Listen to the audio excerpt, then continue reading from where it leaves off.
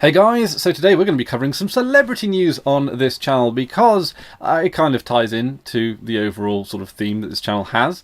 It's surrounding the old Hulk Hogan scandal, which has been in more than a few celebrity magazines as of late. Now, this isn't exactly breaking news. It's been around for, I think it's been around for about a week now, but I didn't want to do this video as a sort of a reactionary video. I wanted to give it some thought before talking about it, and I'm not going to be talking about the scandal in and of itself. So for those of you who don't follow celebrity gossip, effectively there have been either one or multiple Hulk Hogan sex tapes, and the particular subject matter that people are discussing in regards to these sex tapes is some of the language that Hulk Hogan uses. He uses the very infamous racial slur, otherwise known as the N-word, and he also uses the homophobic slur, often referred to as the F-word. And a lot of people are quite upset that this information about one of the old beloved WWE fighters has come to light. A lot of people are very angry that he has sort of become outed as a racist and a homophobe, and it is pretty disgusting language that he's been using, but I feel that there is an avenue of this conversation which is lacking. I feel that everyone's quick to hop aboard the "isn't he such an evil person, let's sort of demonize him, trained for using racial and homophobic slurs," and whereas I'm usually the first to board such a train, being a card-carrying SJW mangina extraordinaire, I kind of want to just take a step back a moment and sort of question, really, the overall sort of premise of the situation in and of itself. Hulk Hogan has effectively broken up his career now. He's been taken off things like the WWE website, and I think goodness knows how many contracts have been sort of withdrawn now. And, you know, he's had a long career. He's pretty much in retirement age now. I think he's even in his 70s, so it's probably not even going to kill him. And a lot of these institutions like WWE, for example, who have been embroiled in other kind of like racial scandals before, are clearly sort of cutting ties with Hulk Hogan as a form of self-preservation, not in any way of any kind of, you know, moral standing. The WWE has long since sort of turned a blind eye to a lot of these kinds of issues. And that being said, it's not really a surprise that Hulk Hogan has come out and you know, this is not a surprise. This is not like Hulk Hogan has been like an upstanding man of moral character either, and people aren't particularly surprised. I think people are just sort of engaging maybe in this outrage cycle that we've got now. But the you know, and I'm not particularly interested in any of that outside of how this data has effectively come to light, and why are people not questioning its source effectively, and how it's been acquired. Because all of this information, all of the sort of the disgusting and disgraceful language that has been used, we all know about this because of leaked sex tapes. And I think I made my stance pretty clear on this during the sort of, I think it was the Jennifer Lawrence leaked nude images as well. And my, you know, opinion is going to be consistent through with this, is that I don't think this is material that the press or us as a general public should really even be engaging in, because this is footage taken from the privacy of someone's own home. And we do sort of have to fess up and understand the situation that someone has lost their job or broken up their career as a result of what they've said in the privacy of their own home. And that in and of itself concerns me a little bit. It's one thing to go into a public sphere or on camera and start using abusive and, you know, pretty horrible language. But as far as I've always understood it, and feel free to correct me if I'm wrong, what you effectively say in your own home is not really too far away from what you sort of say in your own head, as it were. There is this sort of degree of privacy. There is, you know, and I feel that the invasion of said privacy is you know, it's a step too far. It's a few steps too far, I think.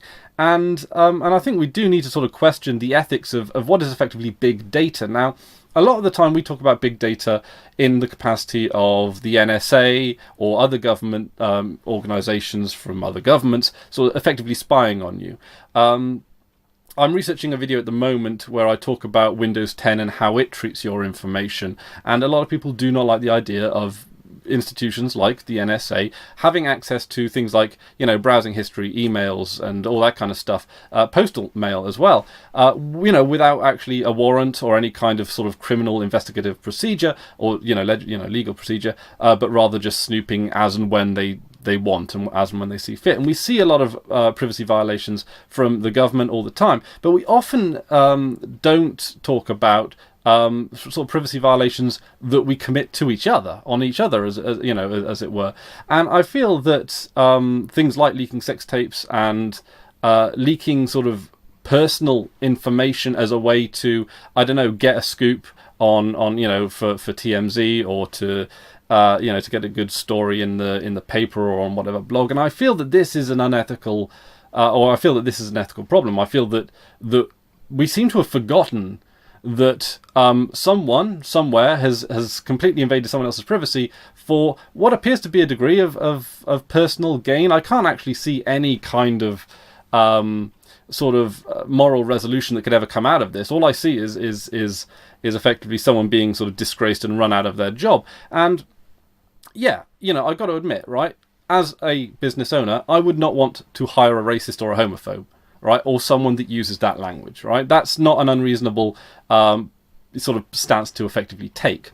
That being said, though, as an employer, I would not like to see anything. I would like to and feel I should and have to respect the privacy of anyone that I work with, or or who's in my employment, or at any given time I'm in the employment of. There are boundaries of privacy that I think that really ought to be respected, and I feel that with now that we live in the age of camera phones and hell, like Google Glass and all that kind of stuff, that that our right to privacy is being eroded, and it's not necessarily the government that's causing the erosion here. And I think that we do often need just to stop and be thoughtful of what rights we're giving up and when, and this idea that, well, you can lose your job, you can lose your life as a result of something that you've said in your own home, in the privacy of your own home as well.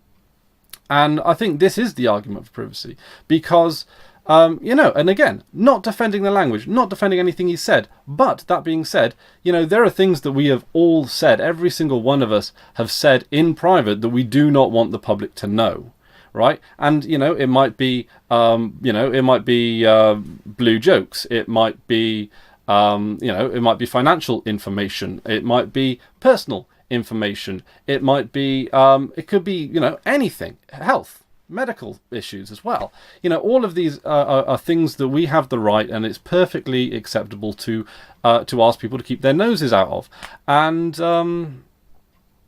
I think that right of privacy should really extend to the language that Hulk Hogan uses in the privacy of his own home, especially if he knows he's not being recorded.